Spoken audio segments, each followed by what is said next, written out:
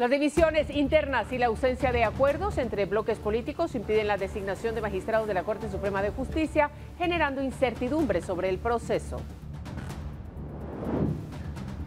Capturan a 24 agentes de la PNC por presunta colaboración con red de tráfico de personas, señalados de extorsionar a migrantes. Escuchas telefónicas los vinculan con actividades ilícitas. Luis Miguel Martínez, exdirector del Centro de Gobierno, presenta demanda contra Estados Unidos para anular sanciones de la ley Magnitsky, argumentando motivos políticos. Al iniciar el último trimestre de 2024, ministerios como Educación y Trabajo alcanzan más del 70% en ejecución presupuestaria, mientras que Agricultura y Cultura quedan por debajo del 45%. ¿Qué acciones tomará el gobierno para mejorar esta situación? Atención conductores, operativos de tránsito comienzan este 1 de octubre. Multas y retenciones para conductores que no cumplan con el pago del impuesto de circulación. Más de 1 millón de vehículos aún sin pagar.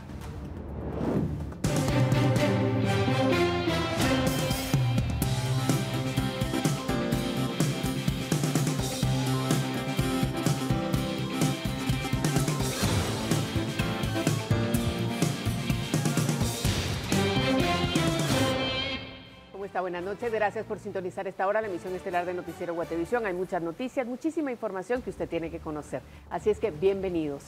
Alberto, buenas noches. Buenas noches para ti, María Luisa, y para todos en casa. Por cierto, feliz Día del Niño. Gracias por alegrarnos todos los días. Pero bueno, llegó el momento de mantenerse informado, así que vamos a iniciar de inmediato.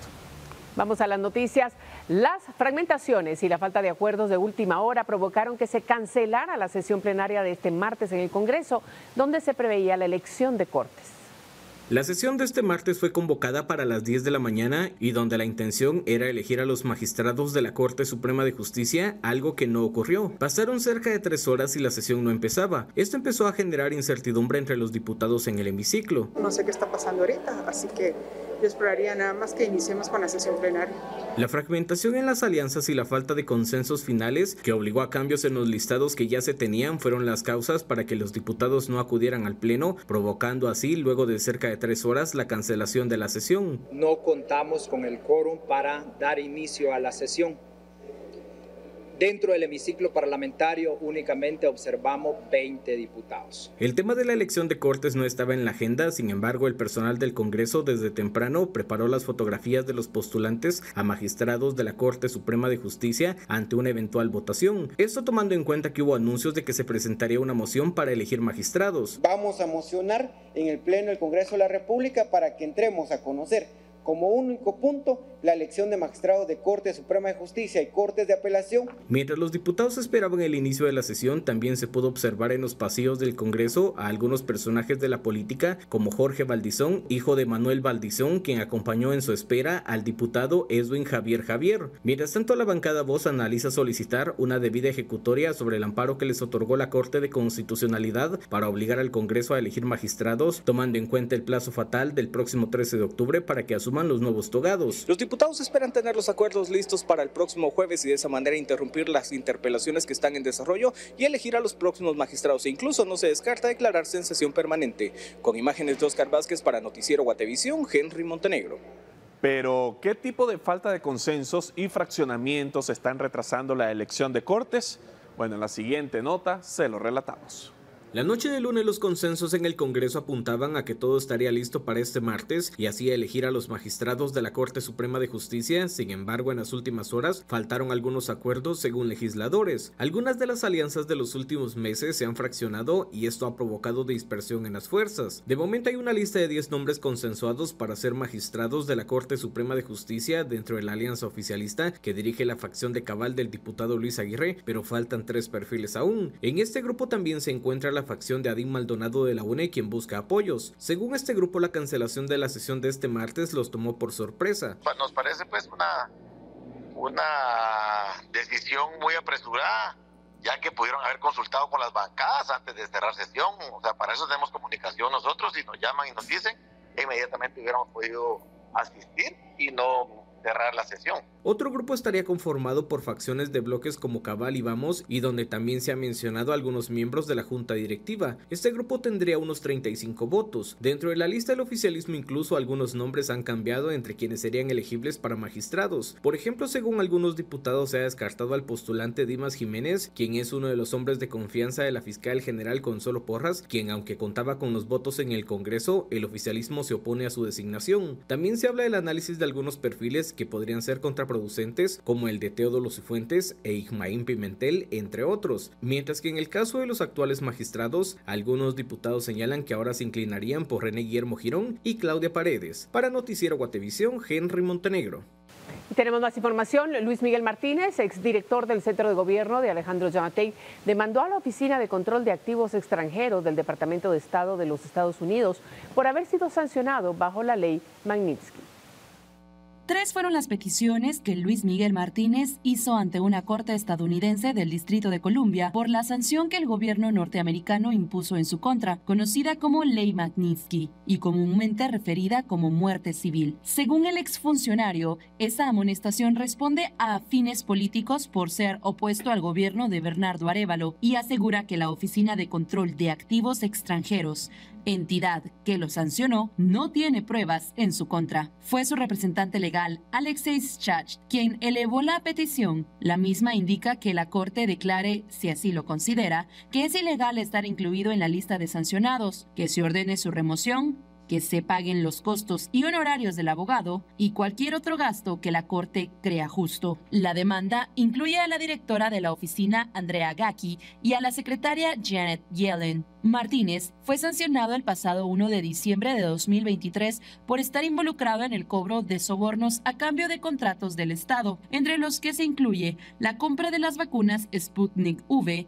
que Guatemala adquirió al gobierno ruso. Sin embargo, las pruebas del exfuncionario muestran que el Estado de Guatemala no lo ha ligado directamente. A 3 días de haber sido sancionado, Miguel Martínez solicitó por la vía administrativa ser removido de la lista, pero hasta la fecha la agencia no ha emitido respuesta. La denuncia de Martínez también incluye como prueba que cuando el Procurador General de la Nación, Julio Saavedra, y el Secretario General de la Presidencia, Juan Gerardo Guerrero, presentaron una denuncia por la compra de las vacunas Sputnik V, los actuales funcionarios no hicieron referencia a que Martínez estuviese involucrado en esa negociación. Con información de Fátima Najarro para Noticiero Guatevisión, reportó Leslie Sánchez. Y en más información, por segundo día se desarrolló la audiencia de primera declaración de Gad Esaú Echeverría, implicado dentro del caso Toma Usac Botín Político.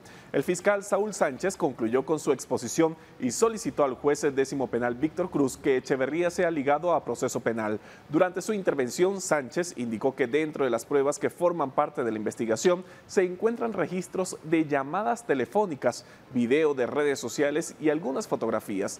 Echeverría es indicado de usurpación agravada, sedición, depredación de bienes culturales y asociación ilícita. El juez programó continuar con el desarrollo de la audiencia el próximo jueves 3 de octubre a partir de las 14 horas. Y esta mañana fueron capturados agentes de la Policía Nacional Civil. Una investigación los señala por su presunta colaboración con grupos criminales dedicados al tráfico de personas. Escuchas telefónicas habrían determinado la participación de los agentes. Un grupo de agentes de la Policía Nacional Civil fue remitido a la Torre de Tribunales, luego de ser capturados tras un operativo entre el Ministerio Público, la Inspectoría General de la PNC, el Ministerio de la Defensa y la Oficina de Investigación de Seguridad Nacional de los Estados Unidos. Los allanamientos se realizaron en Chiquimula, Ciudad de Guatemala, Retaluleu, Suchitepeques y San Marcos, donde fueron capturados presuntos integrantes de una banda de civiles y agentes de la PNC, quienes estarían involucrados en el tráfico de personas. La unidad, a través de 2 personas que fueron detenidas transportando una cantidad considerable de personas de nacionalidad uzbecas, de Uzbekistán, comenzamos la investigación para determinar el origen y específicamente cómo funcionaba esta estructura, lo que nos dio a que en el municipio de Esquipulas se utilizaban hoteles y casas particulares donde se albergaban a migrantes y que posteriormente a través de carros particulares eran transportados a la ciudad capital y donde posteriormente la estructura coordinaba con buses tipo pullman extraurbanos para el movimiento hasta la ciudad, hasta Ayutla San Marcos. Y en otras investigaciones también se determina que utilizaban bodegas en Retauleu, donde nuevamente buses extraurbanos movían a la gente hasta el departamento de San Marcos, municipio de Ayutla, donde miembros de la estructura también esperaban a estos migrantes en bodegas para posteriormente hacer el traslado hacia el país de México. Las pesquisas detallan que los agentes se dedicaban a extorsionar a migrantes de diferentes nacionalidades, esto para permitirles continuar con su paso en el territorio nacional. La estructura pues aprovechaba el negocio de los migrantes y también los agentes de la Policía Nacional Civil, pues en cada departamento había una coordinación para que los vehículos tuvieran pase libre y no pudieran ser detenidos por los elementos de la policía. Esa coordinación a ellos le llamaban un pago, por lo cual dentro del método a través de escuchas telefónicos se establece que ya había un pago correspondiente. Francisco Jiménez, ministro de Gobernación, catalogó la captura de agentes como un rotundo éxito. Quiero subrayar de que dos grandes objetivos se cumplieron el día de hoy. El combate a la corrupción, porque no permitiremos la corrupción policial, y además el desmantelamiento de una estructura criminal importante que hace que los guatemaltecos sufran a través del tráfico de personas. Tras ser capturados, 24 policías y 3 civiles escucharon los motivos de su detención. Son señalados por incumplimiento de deberes, cohecho pasivo, asociación ilícita, obstrucción a la justicia, encubrimiento propio, lavado de dinero u otros activos y tráfico ilícito de personas. La audiencia de primera declaración fue programada para el próximo 14 de octubre. El juez resolvió enviarlos a prisión provisional mientras se resuelve su situación legal. Con imágenes de Carlos Ochoa, reportó para Noticiero Guatevisión, Elmer Vargas. Oficialmente, este 1 de octubre inicia el último trimestre del 2024 y con ello los últimos meses del año para ejecutar los recursos públicos. Algunos ministerios han utilizado más del 60% de su presupuesto, pero otros apenas llegan al 30%.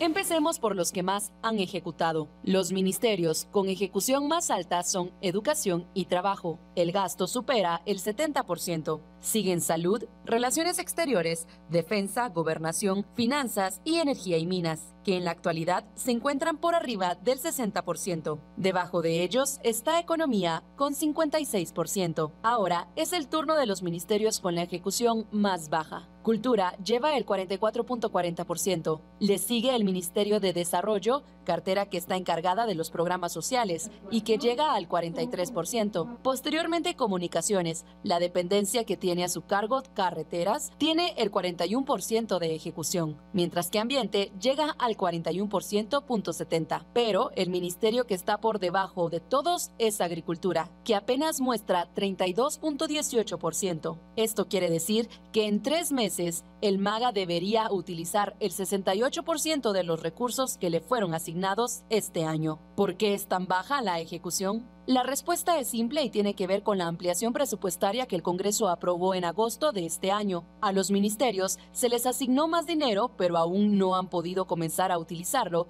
porque el Ministerio de Finanzas no ha aprobado las cuotas o transferencias. Según el Departamento de Comunicación del MAGA, hasta el 16 de septiembre esa cartera había ejecutado el 53% de sus recursos, pero con la ampliación se les otorgó más de 1,000 millones de quetzales que deberán ser gastados en lo que resta del año. De esta cantidad, 500 millones serán para un programa de créditos blandos con el CHN, pero aún no se tienen todas las bases. Efectivamente hay un efecto aritmético.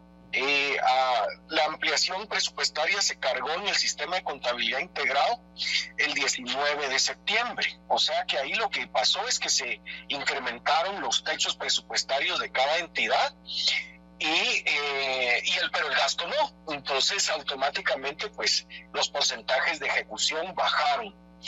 Y me imagino que el MAGA, el Ministerio de Agricultura, Ganadería y Alimentación, es uno de los que está teniendo más dificultades para ejecutar estos 1,000 millones de quetzales extras que les asignaron y que nosotros sí cuestionamos severamente. El ICEFI cuestionó que por el afán de ejecutar los recursos extra no se cumpla con los criterios de transparencia. Para Noticiero Guatevisión, reportó Leslie Sánchez.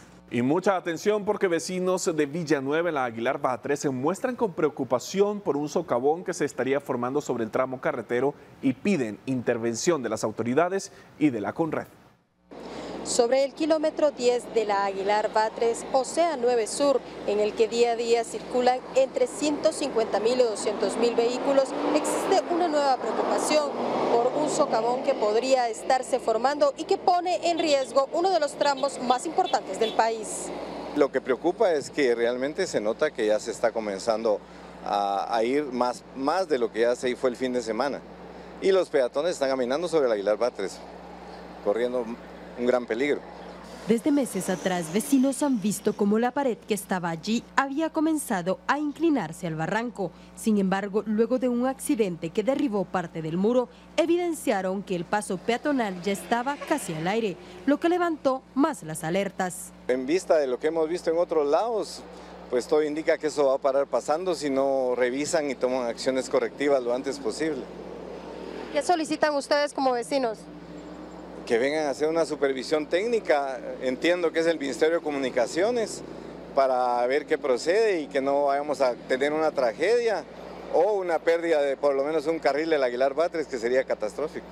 Y es que el temor no es para menos con los antecedentes que se han estado registrando sobre la CA9 Sur, específicamente en la jurisdicción de Villanueva. Los vecinos piden al Ministerio de Comunicaciones, Infraestructura y Vivienda que pueda actuar oportunamente y realizar los trabajos de mitigación para prevenir cualquier tragedia. Con imágenes de Emilio Chang y Jorge Palomo, reportó Andrea Domínguez. Y el material que ha lanzado el volcán de fuego a las diferentes barrancas sigue causando problemas a las más de 10 comunidades ubicadas en el sector. Una de estas es la barranca El Jute, que por las lluvias presentó complicaciones para el paso de sus pobladores. Los pobladores de las 10 comunidades de la zona esperarían que las autoridades les construyan un puente peatonal, que sería de suma importancia para la salida de los habitantes al momento de que suceda alguna emergencia, pero también para poder retornar a sus hogares o en la mañana ir a sus trabajos. Pese a esta problemática que se presenta cada invierno, no han tenido ningún ofrecimiento. Casi todos los días se ha estado padeciendo el cruce de este río, ¿verdad? Incluso a veces uno le toca aquí quedarse durmiendo a este lado.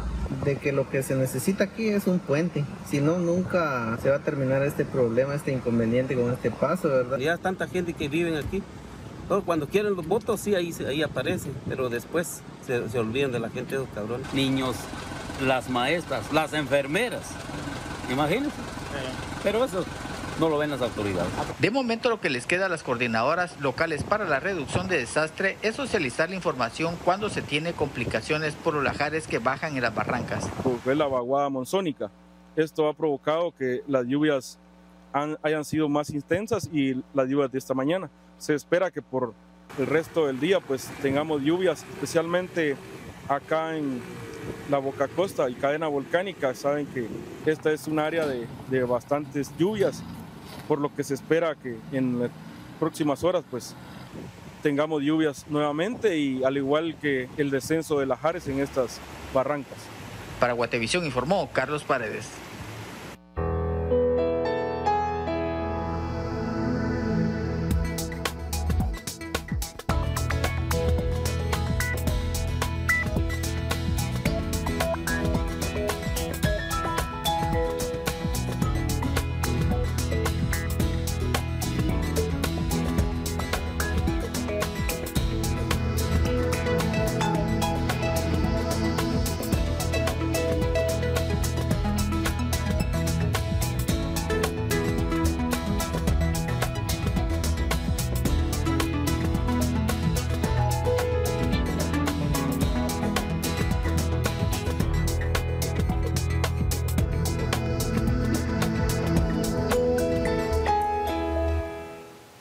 Y vamos a más información. La crisis en los hospitales públicos del país continúa. En esta ocasión, el Hospital Distrital de Varillas, ubicado en Huehuetenango y a unas 10 horas del Palacio Nacional, enfrenta una grave falta de medicamentos.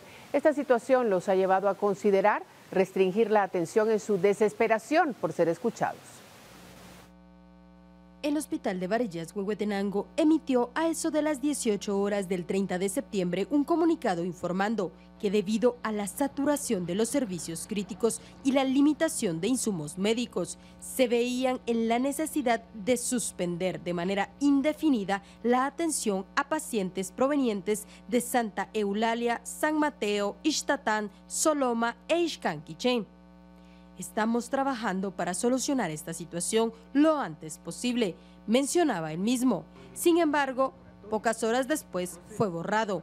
Al consultar al Ministerio de Salud, aseguraron que se están implementando medidas para que la atención se brinde. En conjunto con el Hospital de Varillas trabajamos en el fortalecimiento de la disponibilidad y abastecimiento de insumos y medicamentos, lo cual permite brindar la atención oportuna a la población que asiste a este centro asistencial en búsqueda de atención para el diagnóstico, tratamiento y recuperación de su salud.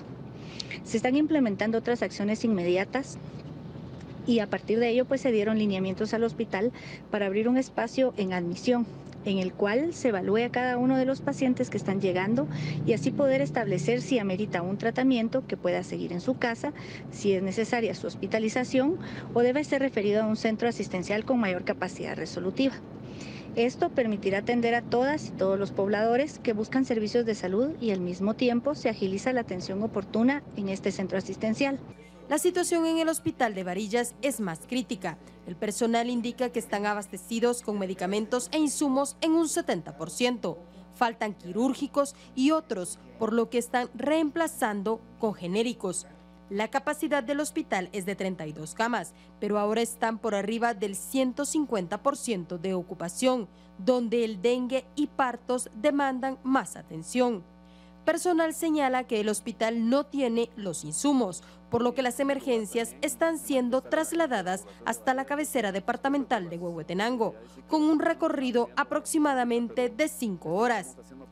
Este hospital ya pidió una ampliación presupuestaria que hasta el momento no se ha realizado. Reportó para Noticiero Guatevisión, Andrea Domínguez. Vamos a cambiar de tema porque la Dirección de Aeronáutica Civil indicó que los espacios publicitarios del Aeropuerto Internacional La Aurora ya no serán utilizados por empresas privadas. Las autoridades también emitieron una demanda a la empresa encargada por incumplimiento de pagos. Ante el vencimiento del plazo de explotación y del incumplimiento de pago de los espacios publicitarios, la Dirección General de Aeronáutica Civil informó que la empresa Media Airport System ya no podrá utilizar los más de 1.772 metros cuadrados de espacios publicitarios que tenían en el Aeropuerto Internacional La Aurora. El control los retomó ante las acciones que Aeronáutica emitió para que se levantaran las medidas precautorias que un juez mantenía a la empresa Media Airport System para su uso de publicidad. Los espacios que tenía la empresa ya no están en funcionamiento, tanto en el área de ingreso, en el sector de restaurantes y en las diferentes salas de abordaje, aunque los equipos aún permanecen en ese lugar. Durante el recorrido que Guatevisión y Prensa Libre realizó dentro del aeropuerto, se verificó el retiro de la publicidad. Además, la dirección enfatizó que se ha revertido la posibilidad de ingreso al personal de Media, el suministro de energía eléctrica, así como impedir la explotación comercial de las áreas propiedad del Estado para los efectos de publicidad. Esto ante el vencimiento del contrato. La dirección resaltó que a través de la protección de las medidas precautorias que el juez noveno otorgó a la empresa privada, esta logró continuar explotando los espacios publicitarios, lo que también efectuó que continuara al margen de la existencia del contrato e incumpliera con el pago de sus obligaciones. Fue hasta que el juzgado noveno levantó las medidas, la empresa Media perdió por completo cualquier tipo de derechos para utilizar dichas áreas. Ahora, la dirección informó que se gestionó una demanda que está en el juzgado 10º de instancia civil en contra de la empresa privada Media para que cumpla con el pago de los 36.9 millones, que es el monto de adeudo desde el 2016 hasta esta fecha. Ante esto, la empresa privada accionó legalmente en contra de Aeronáutica ante las medidas adoptadas, acción que tendrá un curso legal de conocimiento de hasta 180 días. Con imágenes de María René Gaitán e información de Urias Gamarro, reportó Esdras Las. Multas y retenciones para conductores que no paguen el impuesto de circulación a partir del 1 de octubre. Volvemos con los detalles.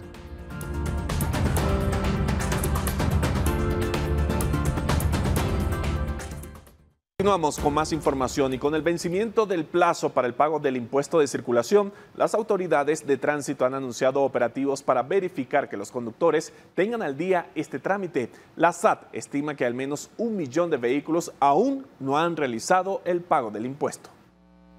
Desde colocar una multa hasta consignar el vehículo, son las acciones que la Policía de Tránsito podrá imponer a partir de este 1 de octubre a conductores que no cumplen con el pago del impuesto de circulación y la aportación de la tarjeta. Los operativos de rutina darán seguimiento a la verificación de documentos del vehículo, aunque en esta ocasión se centrarán en el cumplimiento del pago del impuesto. Tránsito de la PNC señaló que las multas se impondrán en los operativos en conjunto con la Policía Municipal de Tránsito de cada municipio. Como lo señala el artículo 10 del Reglamento de Tránsito, indica que todo vehículo para circular en la vía pública en territorio nacional tiene que tener documentación como tarjeta de circulación o fotocopia autenticada de la misma, placas de circulación en lugares autorizados y calcomanías de circulación vigentes. La recomendación de Tránsito PNC es que usted la tenga de forma impresa para evitar cualquier sanción. Emetra señaló que ante el vencimiento del plazo del pago del impuesto, los agentes de la PMT podrán solicitar la documentación vigente a cada vehículo. La SAT notificó que de los 5.720.973 vehículos activos, fueron 4.636.775 personas las que cumplieron con el pago previo al vencimiento de este impuesto. La superintendencia resaltó que iniciará a imponer multas y aplicará sanciones bajo interés con un costo del 100% del pago del impuesto y un 75% a los conductores que realicen el pago de forma voluntaria, y el cobro de los intereses se darán por el 12.6% anual a cálculo diario. Para el 2024, la SAT tiene como meta de recaudación 1.122.40 millones de quetzales, que a la fecha del 29 de septiembre alcanzaron 1.111.20 millones de quetzales, equivalente al 99% de esta meta. Con imágenes de Daniel Samayoa, reportó para Noticiero Guatevisión, Esdras Las.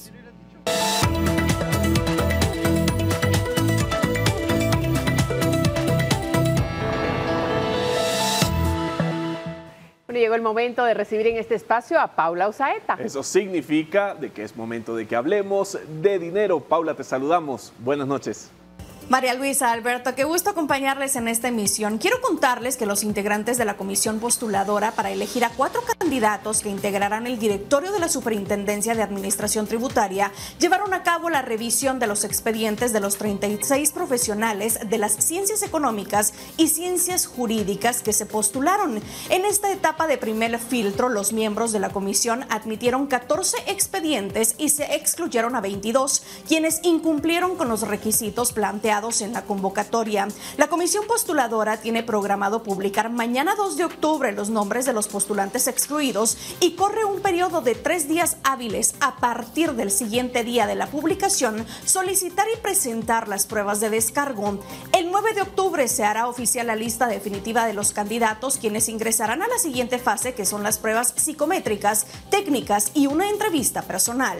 Y vamos a cambiar de tema porque las exportaciones de café guatemalteco crecieron en volumen durante el año cafetero que concluyó ayer, alcanzando aproximadamente 4.03 millones de quintales de café oro. Sin embargo, este aumento en el volumen no se reflejó en un mayor ingreso de divisas. Hasta el 29 de septiembre se habían contabilizado divisas por unos 885.6 millones de dólares por las exportaciones del aromático, y todo apunta a que habría una reducción en comparación con la cosecha 2022-2023, cuando fue de 944 millones de dólares, y en la de 2021-2022 por 1.136 millones. El resultado de las exportaciones durante este periodo estaría asociado al factor del precio internacional y sus posiciones. Se le denomina año cafetero al periodo de cosecha del grano, que finaliza el 30 de septiembre, y el 1 de octubre inicia el nuevo periodo de producción, que dinamiza las economías locales, ya que las principales zonas de producción son Santa Rosa, Huehuetenango, que son las principales regiones, Alta Verapaz, Chimaltenango y Jalapa. Luisa Fernanda Correa, gerente general de Anacafé, aclaró que el precio promedio registrado de exportación es de 219 dólares y que los mercados tradicionales se han mantenido, sobre todo el de Estados Unidos, y una relevante participación del mercado asiático con tendencia de crecimiento, así como Europa, en particular Alemania, Bélgica e Italia como principales destinos. En la cosecha 2022-2023, el precio promedio fue de $245 y en la temporada 2021-2022 en $262 según los registros oficiales. Con los resultados preliminares, explicó la directora, el volumen de exportación ya está por encima del 4% y hay una expectativa de cerrar por arriba de los 4 millones, que apuntaría a un crecimiento del 5% al cierre de la cosecha 2022-2023, lo cual es positivo para los productores. Para la cosecha 2024-2025 se mantendría en una exportación similar a unos 4 millones y la expectativa para las siguientes cosechas es recuperar el volumen con la implementación del programa Rentabilidad Sustentable que busca lograr más rentabilidad a los productores. Correa indicó que muchas veces hay un impacto en los cafés arábigos del clima en Brasil, que es el mayor productor mundial, que en la actualidad se encuentra en floración con los problemas del clima y eso muchas veces altera el mercado y por esa razón la volatilidad de los precios. Y mire, el lunes pasado los precios del oro alcanzaron un nuevo máximo en las transacciones asiáticas debido a la expectativa de que la Reserva Federal reducirá significativamente las tasas de interés esta semana. El oro al contado subió un 0.4%, llegando a $2.589 por onza, y los futuros de diciembre aumentaron un 0.1%, alcanzando $2.613 por onza. Se espera que la Fed inicie un ciclo de recortes que podría sumar hasta 100 puntos básicos para fin de año. El oro también se mantuvo atractivo como refugio seguro tras un segundo intento de asesinato contra Donald Trump.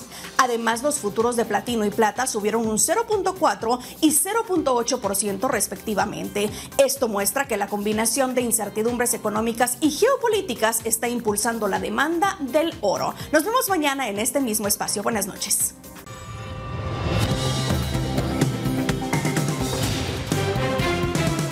$4013-3859, el número del servicio de Guate Report. Y en el marco del Día del Niño, Lindsay García nos comparte una reflexión sobre los niños sin padres. Soy un niño que vive en la calle, vivo solo con mi madre. Soy el más feliz porque vivo libre como en la calle, pero nadie me escribe. Quisiera una mesa para platicar con mis hermanos, papá y mamá. Todos los días somos felices, pero en las noches estamos tristes. Cómo extraño un dulce hogar, a veces no como y me pongo a llorar. Muchas gracias. Por otra parte, el niño Luis Urias Morales Conde nos comparte una representación titulada Soy un niño. Voy por la calle muy tempranito. Un pedazo de palo en mi carrito. Me gusta jugar de caballito. Brincando en el lodo muy tempranito. Gracias. Bueno, así con alegría y la ilusión de ser niño nos despedimos esta noche agradeciendo su sintonía. Alberto, buenas noches. Buenas noches para ti, María Luisa, y para todos en casa. Gracias por su sintonía. Recuerden, mañana, 1 de la tarde, emisión en directo con Rocío Lazo. Buenas noches.